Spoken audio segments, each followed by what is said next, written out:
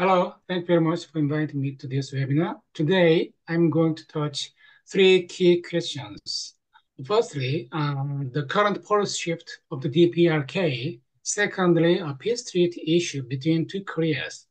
Finally, a European role in the search for peace on the Korean Peninsula will be discussed. At the end of 2023, North Korea announced it abandoned one Korea policy. Therefore, expressions such as South Korea, kinship, and unification have been disappeared from North Korea's official publications. This means North Korea's policy shift from one Korea policy to two states on the Korean Peninsula. So North Korea's two states narrative is a terrible news to the South Korean people, those who are eager to unify two Koreas. So some people criticize the current Yoon Suk-yeol administration because they believe Yoon Suk-yeol administration's hostile policy toward North Korea has drove North Korea to the war. On the other hand, others pay attention to North Korea's motivation. In fact, most Korean people consider North Korea's policy shift as a signal for Kim Jong-un to strengthen his control over North Korea. For example, it seems obvious Kim Jong-un regime regard the cultural influence of the Korean wave as a risk factor undermining the regime's stability. This might be one of crucial reasons which led Kim Jong-un to abandoning one Korea policy. Moreover, a recent close relation between North Korea and Russia seems to make Kim Jong-un to be more confident. He may believe it would be easier for North Korea to become de facto nuclear state with Russia's assistance. Anyway, most Korean people concerned the current situation seems to make the unification of the Korean Peninsula more difficult. However, Universal Peace Federation's goal is very clear. That is to build peace on the Korean Peninsula and eventually achieve the reunification of two Koreas.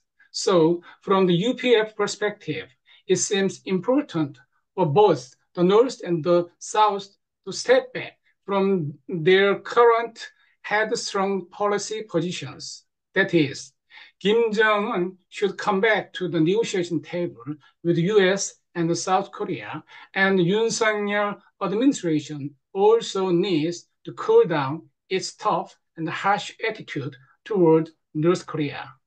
Nevertheless, it seems unlikely this could happen in the near future. Anyway, UPF has made great efforts to build peace on the Korean Peninsula and to reunify the two Koreas with a global network.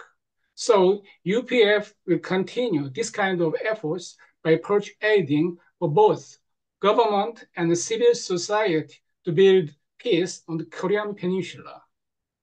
In relation to the peacemaking process on the Korean Peninsula, the issue of a peace treaty has been apparent in recent years. So we also need to examine this issue.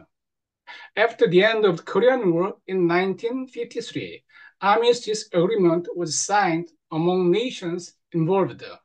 However, armistice means just a temporary ceasefire. Two Koreas never signed a peace treaty each other and are still technically at war. There are a couple of obstacles which disturb a peace deal between two Koreas.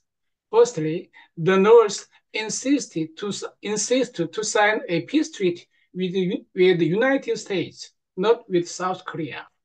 This creates a complicated situation because South Korea do not agree with North Korea's suggestion. Secondly, the North Korean nuclear program is also another big hurdle to reaching a peace agreement. Honestly, it is difficult to imagine South Korea would accept a peace deal under a situation North Korea is threatening South Korea with nuclear weapons. Regarding a peace treaty, South Korea should be the player directly involved. Even though North Korea shows persistence, South Korea should go hand in hand with United States. Moreover, we shouldn't give up joint efforts to dismantle North Korean nuclear weapons. Not only both US and South Korea, but also European nations need to improve diplomatic relations with North Korea. In particular, European nations could also be an honest broker, as they were in nuclear deal between US and Iran in 2015. Therefore, with respect to a European role in the search for peace on the Korean Peninsula, most of all, in my view, solid diplomatic support by European nations would be most important. For example, European nations need to back up South Korea's position to dismantle the North Korean nuclear program and contribute to promoting better relations between the North and the South. So it might be better for European nations to reopen diplomatic relations with Pyongyang as much as they can and as soon as possible. This kind of support could result in the open door policy of North Korea, and this may eventually contribute to promoting a peaceful atmosphere on the Korean Peninsula, even if it takes a long time. I'd like to also suggest European nations should increase more their ODA distribution, I mean official development assistance distribution, to help the North Korean people. Even though nuclear program is a serious issue, we must think of all the starving people in North Korea.